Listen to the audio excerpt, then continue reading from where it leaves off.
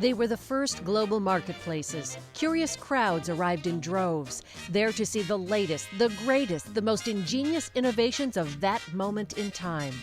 Attending a World's Fair was like seeing the entire world in one place. World's Fairs introduced us to so many things we're familiar with today. It was at a World's Fair that the ice cream cone debuted, as well as Cracker Jack, a Ferris wheel, and at the 1889 World's Fair, the Eiffel Tower. To me, it is where manufacturers really showed the top of the line.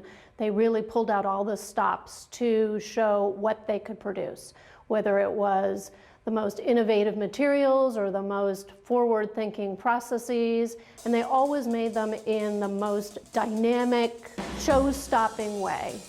And now that excitement of innovation comes to the Nelson Atkins Museum of Art in Kansas City with Inventing the Modern World, Decorative Arts at the World's Fairs 1851 to 1939. A groundbreaking exhibition featuring 200 objects shown at World's Fairs that have never before been seen together. Our hope all along has been to create excitement and to create the whole experience of a World's Fair. The design team researched past World's Fairs by finding vintage posters and collecting memorabilia, studying color palettes and font styles. All along, we wanted something that was eye-catching. We wanted something that was bold, saturated colors, something that took into effect these beautiful skies that a lot of these posters feature. They have these wonderful stylized clouds and these dramatic searchlights, whether they're in solid colors or whether they're represented in different searchlight colors like some of these that we see here. We're working with 3 incredibly talented designers at Hallmark who have created some of the artwork that you see here today. So we start looking at an exhibit almost from like a bird's eye view. So you see here a floor plan of the exhibition, and we kind of think about objects almost as if you were planning a party and making a seating arrangement. A thick stack of plans represents the 60 custom cases created for World's Fair. This prototype at the beginning of the exhibition will hold objects from the late 19th century, where it is sumptuously decorated with moldings and raised panels. As the show progresses, the casework becomes sleeker. Visitors will be able to virtually try on some of the gorgeous jewelry on display. When they look in the mirror, they are able to see what the jewelry would look like on themselves, which is pretty neat. Try it on for yourself. The objects in World's Fair are stunners.